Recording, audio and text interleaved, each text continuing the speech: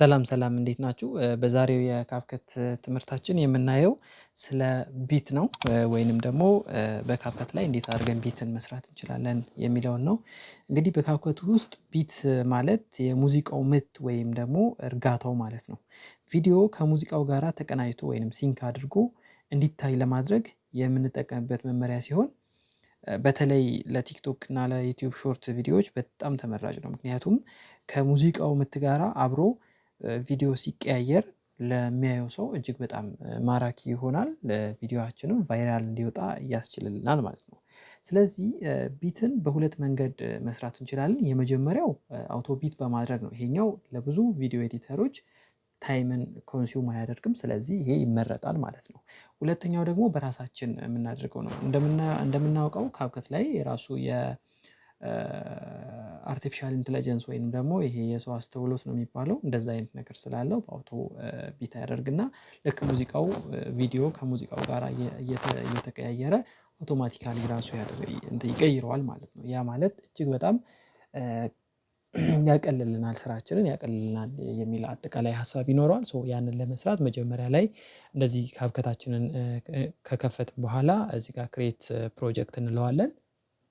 ፕሮጀክቱን ክሬት ካደረግን በኋላ እዚህ እንገባና ፉቴጃችንን እናስገባለን የዳውንሎድ ያደረኳቸው 5 እንትኖች አሉኝ ሶ እነሱን እናስገባለን።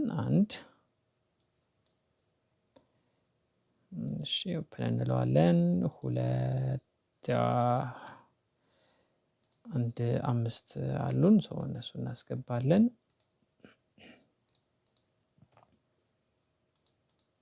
ከዛ ደግሞ ኢሜጅ አለን ማነው ሙዚቃ አለን ለዚህ ቢት እንጠቀምበታለን ብለን ያዘጋጀነው ሙዚቃ አለ እሱን እናስገባለን። በመጀመሪያ ልጆቻችንን እናስገባለን እንደዚህ 2 እያደረግን 3 4 እና 5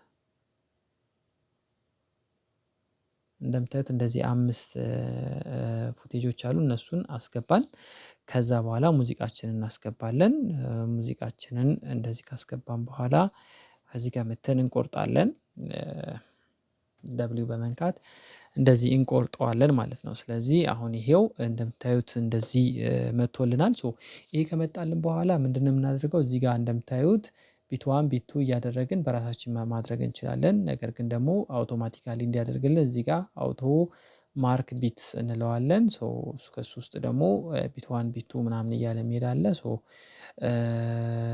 ነን ካልነው ምንም አይነት አይኖርም አውቶማቲካሊ ራሱ ያደርግልናል። እንደምታዩት እዚህ ጋር የምታዩዋቸው ግሪን ምናምን ያላቸው የቢት ቦታዎች ናቸው ሶ ስንሰማው እንደዚህ አይነት ድምጽ ይኖረዋል።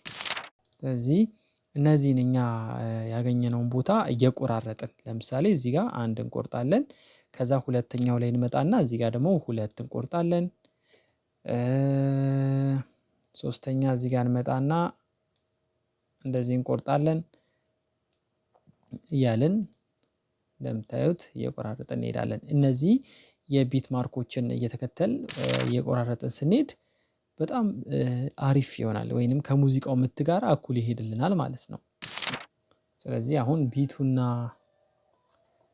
ቢቱና እንትኑ አብሮ ይሄዳል ማለት ነው። ስለዚህ እነዚህን ነገሮች ማወቅ ያስፈልገናል ማለት ነው። በጣም ጠቃሚ ናቸው በተለይ ለቲክቶክ ለሾርት ቪዲዮዎች ምናምን እነዚህን እንጠቀምባቸዋለን ማለት ነው።